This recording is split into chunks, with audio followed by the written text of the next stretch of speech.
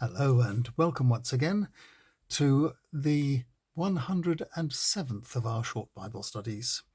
We have been looking since day 88 at the early monarchy, the period between Saul and Solomon, and today we come to the end of that period and the death of Solomon and what followed it, which was that the kingdom splits into two, as we shall see, and the northern tribes revolt. The passages that I'm reading this morning are from the first book of Kings, chapter 11, verse 43, and chapter 12, verses 1 to 11, and then chapter 12, verses 16 and 20. Solomon died and was buried in the city of David. And his son Rehoboam succeeded him. He went north to Shechem, where all the Israelites had gathered to acclaim him as king. Jeroboam, Nebat's son, had gone to Egypt to escape from King Solomon. He heard the news there, and the northern tribes sent for him. They formed a delegation and spoke to Rehoboam in these terms: "Your father Solomon was hard on us and oppressed us. If you would make these burdens lighter and make life easier for us, you will receive our loyalty." He replied, "I'll give you my answer in 3 days." So they left. First, King Rehoboam consulted the elderly advisers who had served his father, asking, "What should I give them?" "Give in to their request," they said, "and they will be loyal and serve you." But he ignored their advice, going instead to his own younger advisers, whom he had grown up with, and asked their advice. "What shall I say to the people who want me to ease their burdens?" They said, "Tell them this: my little finger is thicker than my father's waist.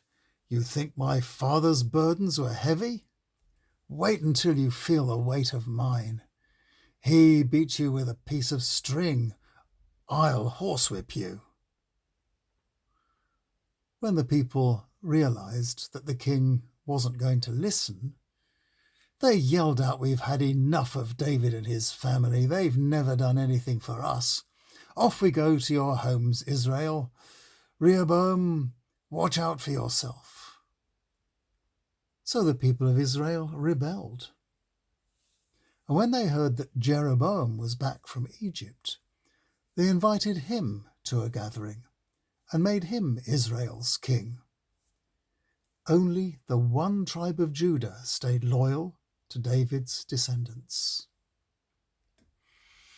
There had been close ties between Egypt and Solomon. Should we be surprised that Solomon's rival, Jeroboam, was given asylum there until he could make his bid for power? Probably not. The high-ups in Egypt were, of course, looking after their own interests and probably foresaw the breakup of the kingdom and the advantage of having an ally taking over the larger part of it. As the most powerful empire in the Middle East at the time, Egypt might well have been behind the whole thing.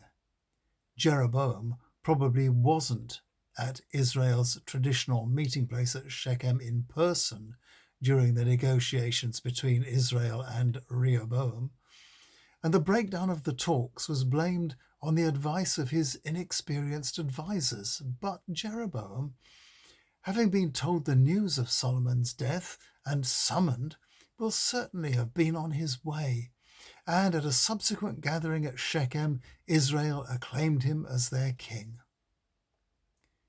Here we have the origin of both the Jewish state and also the people known later as the Samaritans. The two kingdoms had a lot of history in common, going right back to Abraham and Sarah, and including the Exodus, the commandments, and the settlement of the promised land. Henceforth, though, the Temple of Solomon and its successors at Jerusalem would not be the central shrine for the northern tribes of Israel. And centuries later, in the time of Jesus, there was still great ill feeling between Jews and Samaritans. Without this schism, we would not have the parable of the Good Samaritan in Luke chapter 10, verse 25 onwards, or the amazing conversation between Jesus and the Samaritan woman at the well in John chapter 4. Jesus' mission was not to make the Jews even more exclusive, but to save the world and to break down the barriers humans have erected between one and another. The minor difference between worshipping God here in Jerusalem or there in some other high place is now replaced by the more universal worship of God, as Jesus himself put it, worship in spirit and in truth. So, this brings us to the end of our readings about the early United Kingdom. And tomorrow, still looking at the ancient sagas, we come to stories originating in the divided kingdoms, starting with Elijah and continuing to the fall of Jerusalem to the Babylonians. So I'll see you tomorrow for the next bit of our journey.